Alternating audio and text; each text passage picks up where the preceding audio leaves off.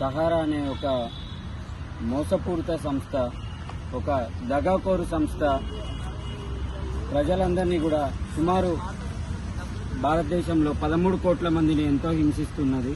అంటే అలాగే దాంతోపాటు కేవలం మా యొక్క ఉమ్మడి వరంగల్ జిల్లాలోనే 2,47,000 మంది బాధితులం ఉన్నామని మా అందరి పక్షాన ఈరోజు నిలిచి మా వాయిస్ తీసుకొని ఇంకా ఎందరికో మా యొక్క వాయిస్ చేరాలన్న ఉద్దేశంతో వచ్చినటువంటి JSW టీవీ వారికి, జై స్వరాజ్ టీవీ ఇంటర్నేషనల్ వారికి మేమందరం కూడా శిరస్సు వంచి పాదాభివందనం చేస్తున్నాం. అన్న, ఇది సుమారుగా ఒక 10 రోజుల నుండి మా యొక్క కష్టాలని, కన్నీళ్ళని, మా యొక్క ఆక్రోశాన్ని ప్రభుత్వాల దృష్టికి మరియు రాజకీయ నాయకుల దృష్టికి తీసుకువెళ్లడానికి, కృషి చేయడానికి వచ్చినటువంటి, మా యొక్క కష్టాలని చూపించడానికి వచ్చినటువంటి జై స్వరాజ్య వరల్డ్ టీవీ మేనేజ్మెంట్ వారికి మేమందరం కూడా శిరస్సు వంచి పాదాభివందనం చేస్తున్నామన్నా. Thank you very much. మరి ముఖ్యంగా ఈరోజు నేను చెప్పదలుచుకున్నది ఏంటంటే, రాముడి యొక్క వనవాసం కూడా 14 ఏళ్లకే పూర్తయింది.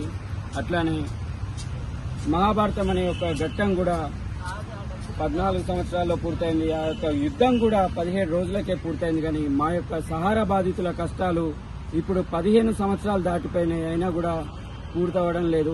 ఎంతో మంది వస్తే అన్న ఆశ పెట్టుకుని చచ్చిపోయిన వాళ్ళు ఉన్నారు. క్యాన్సర్ తోటి సఫర్ అవుతూ క్యాన్సర్ పేషెంట్స్ ఉన్నారు.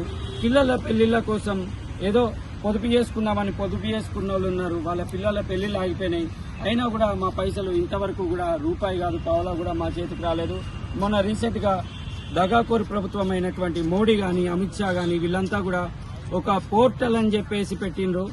ఈ పోర్టల్ పెట్టి ఏదో మీరు లక్షలన్నా కట్టుకోండి, మీరు పొదుపు సంస్థలో కోట్లున్నా కూడా పర్లేదు, కానీ కేవలం మీకు 10,000 రూపాయలు చెల్లిస్తామని చెప్పేసి ఒక దొంగ పోర్టల్ పెట్టడం జరిగింది. కానీ 10,000 కాదండి, ఒక 10 రూపాయలు కూడా మా బాధితులు ఎవరికి కూడా ముట్టలేదు. కాబట్టి ఖచ్చితంగా ఇప్పటికైనా కూడా ప్రభుత్వాలు మేల్కొని మా యొక్క డబ్బులని మాకు వచ్చే విధంగా చర్యలు తీసుకోవాలి. లేని విధంలో మా అందరికీ కూడా యుతనేషాకి పర్మిషన్ ఇచ్చి మా అందరికీ కూడా యుతనేషాకి పర్మిషన్ ఇవ్వాలని చెప్పి మేమందరం కూడా మనస్ఫూర్తిగా కోర్టు వారిని మరియు ప్రభుత్వాలను కోరుకుంటున్నాం. దయచేసి మా యొక్క కష్టాలని, మా యొక్క కన్నీళ్ళని, మా యొక్క ఆక్రోశాన్ని వినండి, మాకు న్యాయం చేయాలని చెప్పేసి మోడీ ప్రభుత్వాన్ని మేము నిన్ను మనసుతో కోరుకుంటున్నాం. Thank you.